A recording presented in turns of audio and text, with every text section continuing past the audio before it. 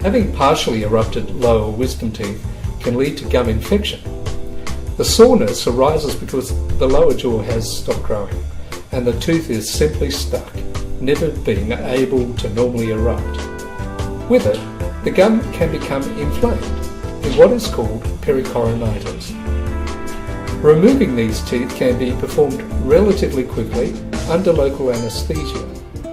A small incision is made, which is even smaller than what is illustrated here, and with careful application of an elevator, the tooth is simply removed.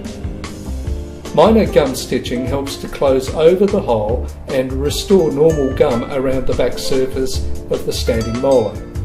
Done expertly, the whole process is completed in around 1 or 2 minutes. It is painless and with minimal, if any, force. Deeper wisdom teeth impactions are more complicated and, in our opinion, should only be performed by a specialist. There is a requirement for a similar incision, but which under surgical magnification involves a much shorter line than what is illustrated here. But this time we have to remove some of the overlying bone around the tooth, and this involves a surgical drill and surgical standards of operative care. And we can use the same drill to divide the tooth into smaller portions, which we can then elevate separately and safely.